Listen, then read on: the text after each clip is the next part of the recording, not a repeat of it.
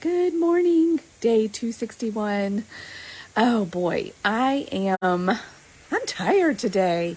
So I'm giving myself permission to come to you from my deck. Slept in a little. I had still a beautiful sunrise. There's one of my dogs out there. There's the chair I sat in yesterday while I looked up at the stars. I didn't get up that early this morning. I had a very physical day yesterday. Oh, it feels good when you do that, when you just spend every ounce of mental, physical energy, like you just played full out. There's nothing like sleeping after a day like that. And even earning a rest day. But that right there, that's a human way of thinking. It's a punitive, earning, deserving sort of relationship that is part of the human nature that God, throughout the Bible, story by story, example by example, is asking us to let go of. And that's hard because we are human. What do you mean, let go? That's what I'm titling today. And this might be a really interesting take on Romans 5 and 6. I really sat with this and pondered it and really looked at, in today's modern world, we have a lot of science and we have a better understanding of how the human brain works and why it works the way it does and all the different parts of the brain. They didn't have all of that way back when they wrote the Bible. And yet, they were trying to communicate some of the same principles that we now know and that we can maybe explain in different ways. And I even think I'm in the recovery space as well, and I do some coaching in that world, and I myself have had to put the wine bottle down and have had to go through that process, and it's hard. And even right now in the world of recovery, there's kind of a divide of the traditional 12-step and the disease model. And now there's a lot of new information that is being layered in that kind of explain some of the languaging that even 12-step had to use, but for whatever reason is not updating their paradigm or their structure, probably because that's a human thing. We don't like our paradigms and our structures to be threatened. We identify and we become very loyal to these things, and we don't like, there's a lot of fear when we talk about going in and changing things. So some new methodologies are developing that use a lot of traditional 12-step philosophies, but then are updating it with new science and a lot that kind of says, no, you're not diseased, you're not broken. And we can even look at some of the languaging, if we make a comparison in the Bible, some of the languaging that they had to use to get people to understand, because they had evidence. Hey, when you do this, like, bad things happen. When you live this way and make these choices, bad things happen. And so they had to really use things that people could understand. And so this is not a knock on 12-step at all, or even the disease model for that fact. They did the best they could with what they had at the time. But to label a human as broken and defective, we don't like that. We don't want that label. But there's all this evidence, like, well, if you behave this way and if you do these things, it's no bueno. It's no bueno. But in general, there is when you are stuck in a behavior, in a habit, and with addiction, no matter what kind of behavior it's in, there is a feeling of like powerlessness, like it seems impossible. And so we actually tell people, that is one way to help people believe, oh, I'm powerless against this. And so if I just surrender and accept this, then I have some intrinsic motivation to make some behavior changes, because I want I want the reward, or I want the goodness that comes from changed behavior. But as we do have more and more understanding of how the human brain works, we actually understand the power. It is so powerful. Our brain, we need to respect how powerful our brains are. And so that is also the underlying message. And then Paul goes back and gives examples of, look, we've got the example of Adam. We've got the example of the law, and none of it works. So Jesus came and showed us the new way. It requires, yesterday we talked about faith, it requires letting go of what you think you know and just behaving in a way. And those few people that we see out in the world, and of course Jesus was the perfect example, that do start to live in this new way and step out in faith, they start to go, oh, okay, this is what I'm talking about. Oh, this is what they're talking about. And they start to have some experiences and evidence that way works. And so they can have the motivation to keep going. But the human heart condition, I almost titled that today, maybe that'll be tomorrow. Well, but the human heart condition at the end of the day is, what's in it for me? What? We are all tuned into the station of WIIFM. What's in it for me? And we are just not going to behave in ways and the way we relate as humans to each other is, in the love that we call, the human love, is very conditional. I will totally love you and be devoted to you as long as you do blah, blah, blah, blah, blah, right? Even in our wedding vows, we have reasons why and legitimate reasons why we can end even a matrimonial legal bond to another human. And, we love our children. And some of us can love unconditionally, but you see the examples, even extreme examples out there, when that child really goes wayward. I mean, you see it all over the place. I will love you, and we might even say unconditionally, and then something happens that's like, well, except. So this is part of the human nature that then Paul is asking us to let go of. Let go of what, or trying to earn love, all of these conditions that are natural to humans. It's logical, it makes sense. And we had to even come up with rules to even live together in a society.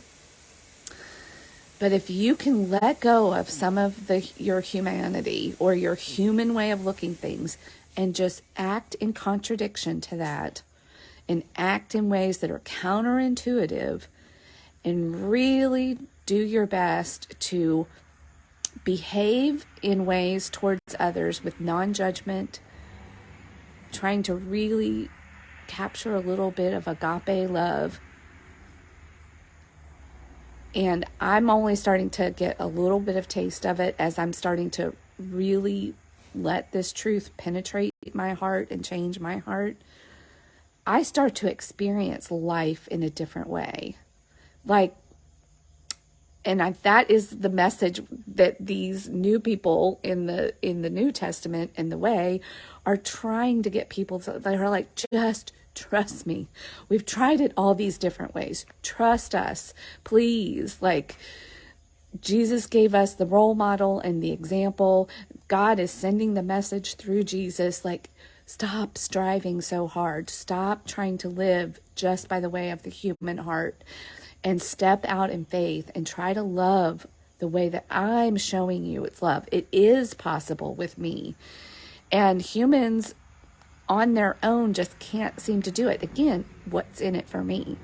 So God came and gave us a reason. He gave us an example. let go, trust me. And yet it is still hard. And I think that's why we're constantly getting reminders, even from the Pharisees, and how we often, that's like the level that we reach. Okay, well, I'll still behave this way, and I'll do the things, but it hasn't penetrated and changed our heart.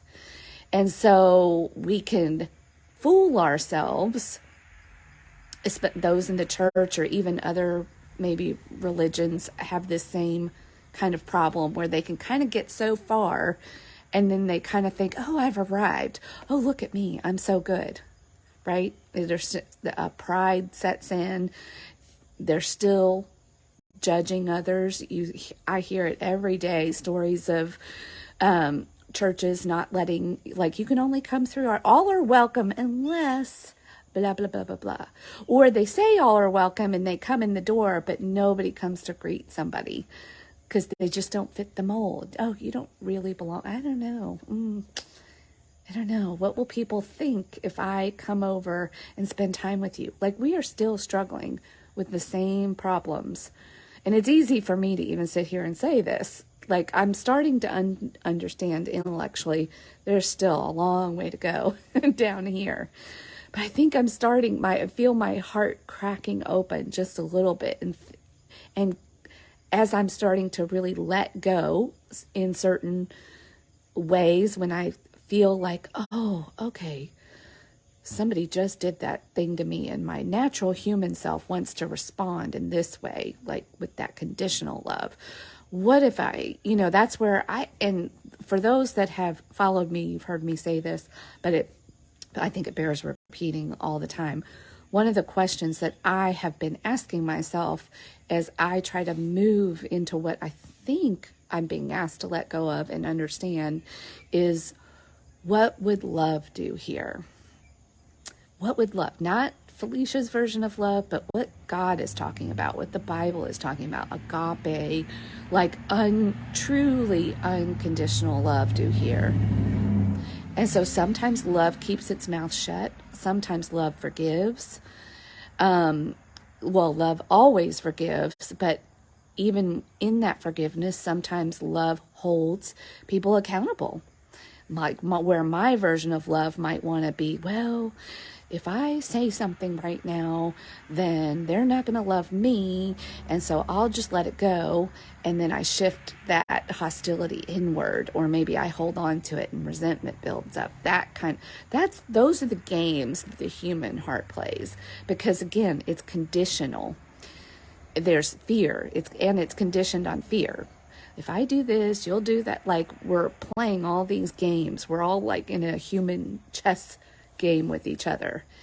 And they're saying, let go of that. The Bible, Paul, and in their language of the day, and he's using an analogy in chapters 5 and 6, and 6 specifically about slavery. And this is what it feels like in our hearts. Like, I feel enslaved to making decisions this way, to living this way, to looking at people this way, looking at myself this way, even looking at there's this evidence, like, I know if I behave this way, it's not going to be good. And yet I can't comprehend how living this way is going to be that much better, or how it doesn't even make sense to us to love unconditionally, to live from agape love and love that way. But this is how powerful our brains are. This is how I see it now. And I'm going to go back to where I started from, and how even in the recovery world, when I look at it, I understand why there was a disease model and a powerlessness model that was applied to it, or a concept of maybe if people think that they're powerless, they'll put it down. They'll just do what it takes to put it down and change their lives. And that does work for some people, but for a lot of people it doesn't. But the reason that we kind of say that we're powerless is because of this like slavery analogy that Paul was using. Like, this is how powerful our minds are, our brains are, the drive to do things a certain way. And the more that we learn about how neural pathways are created and even habits and all of that, the more we actually understand it's actually not a matter of powerlessness. It is in a way, but it is because our brains are so powerful that we need to have a respect for the power of our brains. And that we are not actually broken, because this is actually good thing in our biology in general when we put the right behaviors in place and the right thought patterns that will give us a life of abundance, versus when we do things for the immediate gratification and follow our impulses, which we often feel a slave to and powerless to. And Paul even uses the weakness of our humanness. But it's when you stay in your humanness that but the higher part of you maybe has woken up a little bit, and then there starts to be that like struggle. And it takes a little bit of going back and forth, because again, humans at the end of the day are, what's in it for me? What's in it for me? And we've got to let go of a lot of our natural tendencies and our natural way of thinking and move in a direction that is completely counterintuitive, and that seems like there is no way anything good, really good and long lasting, can come from loving people in this way and moving through the world this way. And yet we see people that kind of do it, that are able to achieve it. And even the example of Jesus doing it in perfection, that, wow, he was able to live life fully in a way that the human experience, there's like where they talk about joy, counting it all joy, even in suffering. They have an experience of life. This stuff is hard to talk about and put in words. But it's one of those things that if you can start to let go of what you think you know and what makes sense and follow the way of God, trust that you are loved fully. There's nothing you can earn, and therefore you stop looking at other people in such a punitive way and don't make them earn your love, like we've already heard from Jesus already in the Gospels so far, that it's easy. Like, you guys are going around and loving each other when you're nice to each other. Try loving somebody that, like he showed us even on the cross. Forgive them. They know not what they do. Try living from that type of position. Let go of your human, what's in it for me heart condition, and try. And then you'll actually see what's really in it for you. You have no idea. You have no idea the levels of joy, fulfillment, abundance that this human life experience can be had here on earth if you just let go. Let go of what you think you know. Stop being a slave to being a human. And what you tangibly could see, what other humans tell you, you've got to let go and allow your spirit to soar in a new way.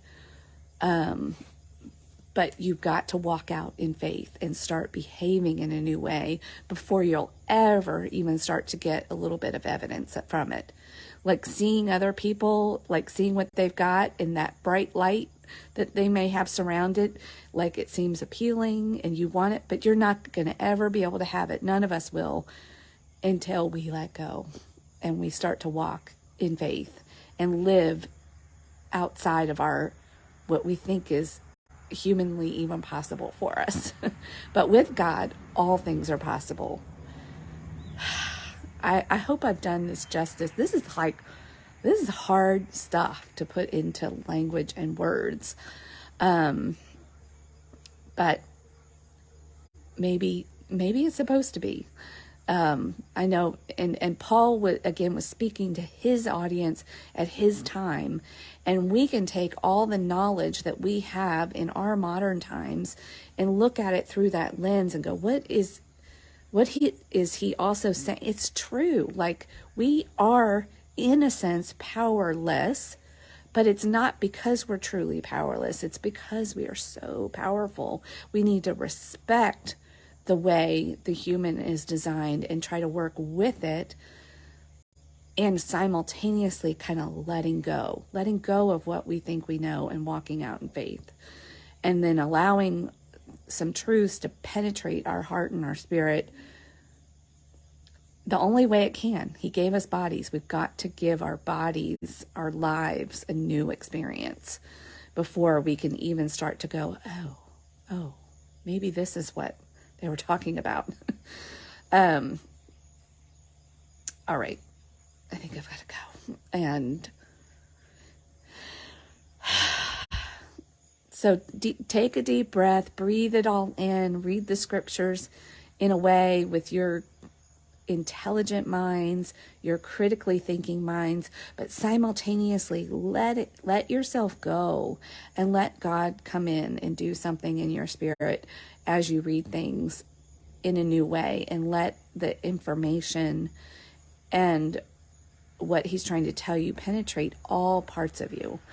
Anyway, rise and shine together, one soul at a time, one light at a time. We will make this world a brighter place. I love you. Have a great day. Have a great, great day. Bye.